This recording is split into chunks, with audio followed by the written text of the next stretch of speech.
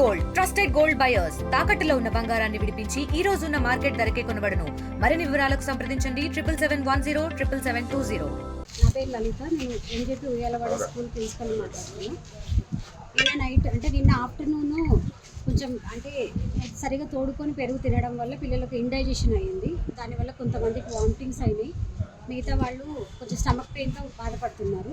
వాళ్ళందరినీ గవర్నమెంట్ హాస్పిటల్కి తీసుకొచ్చాము సార్. నిన్న 9:30కి తీసుకొచ్చాము.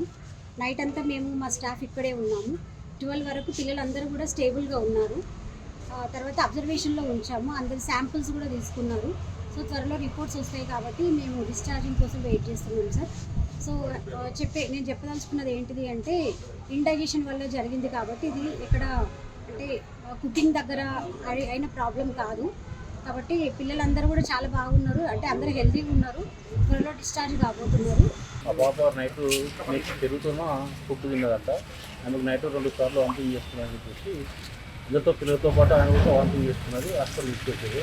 మా పొద్దుగాల తెరవగానే 5 గంటలకు మెసేజ్ వస్తే నేను వచ్చి మా పాపను కలిస్తే పేగునే ఉంది, ఏం లేదు. పిల్లలకు అందరిని చూసినాము, అందరు బాగానే ఉన్నారు. ఇంకా పిల్లలు నాటికి బాగానే మంచిగా ఉందండి. కస్తూర్బా గర్ల్స్ హాస్టల్ నుంచి ఈ వామిటింగ్, డయేరియా అలాగే కడుపు నొప్పి సింటమ్స్తో చిన్నపిల్లలు తీసుకురావడం జరిగింది. ఇప్పటి వరకు మా దగ్గర 64 మంది పిల్లలు అడ్మిట్ అయి ఉన్నారు. దీనిలో 4కి మాత్రం కొంచెం సింటమ్స్ ఎక్కువగా ఉన్నాయి. మిగతా 60 మంది స్టేబుల్గా ఉన్నారు. ట్రీట్మెంట్కి బాగా రెస్పాండ్ అయ్యారు. వాళ్ళకి ఇంకొకరిని డిశ్చార్జ్ కూడా చేయడం మొదలుపెట్టారు. ఇంకా ఒక 20-30 మంది పిల్లల్ని ఇప్పుడు అక్కడ హాస్టల్ నుంచి ఇప్పుడు తీసుకుని వస్తూ ఉన్నారు. అలా కాకపోతే మెజారిటీ వాళ్ళు 90% మందికి సింటమ్స్ ఏమీ లేవు, ఫైనల్గా కడుపు నొప్పి తప్ప. వాళ్ళనైతే ఓపీ ట్రీట్మెంట్ ఇచ్చి మళ్ళీ హాస్టల్కి వెనక్కి పంపడం జరుగుతుంది. వాళ్ళకి ఓఆర్ఎస్ అలాగే అవసరమైన యాంటీబయాటిక్స్, ఐవి ఫ్లూయిడ్స్ ఇవ్వడం జరుగుతుంది.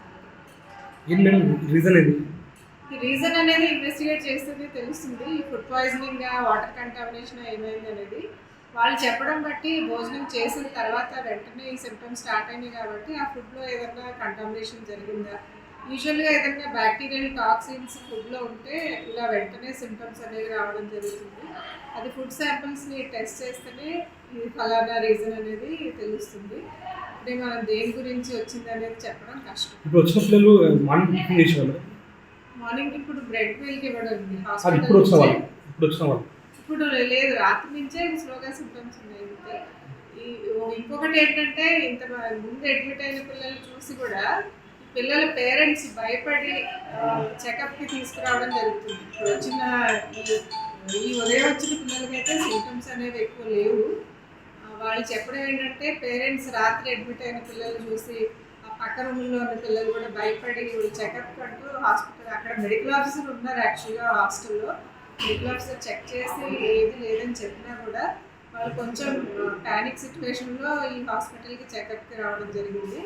ఈ ఉదయాన్ని వచ్చిన పిల్లలు అయితే అందరూ స్టేబుల్గానే ఉన్నారు. వాళ్ళకి ఏమి ఎక్కువ సింప్టమ్స్ అయితే లేవు. నేను డాక్టర్ పూర్ణిమ, ఇక్కడ డ్యూటీ డాక్టర్ అండ్ కూడా assistant professor, department of medicine. నిన్న నైట్ పిల్లలు వచ్చారు గురుకుల్ హాస్టల్ నుండి ఉయ్యాలవాడ. మెయిన్గా స్టమక్ పెయిన్, వామిటింగ్స్, మోషన్స్ అని వచ్చారండి. కానీ అందరూ వైటల్ స్టేబుల్గానే ఉన్నారు.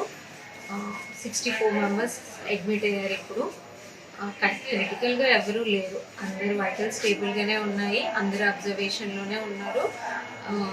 సుపీరియర్స్ కానీ అందరికీ ఎప్పటికప్పుడు ఇన్ఫర్మేషన్ కూడా చూసుకుంటున్నారు. సర్వల్ రౌండ్స్ కూడా వేసాము. అందరి కండిషన్ అయితే స్టేబుల్గానే ఉంది. తెలుగులో ఫాస్టెస్ట్ న్యూస్ ఇప్పుడు కొత్త అవతారంలో 5 సెకండ్లోనే పూర్తి వార్తా సమాచారం మీ చేతిలో. సోషల్ మీడియా ట్రెండ్స్ మీ కళ్ళ ముందుకే live TV and voice search ఆప్షన్స్తో ఇప్పుడే డౌన్లోడ్ చేయండి. యాప్ లింక్ డిస్క్రిప్షన్లో ఉంది.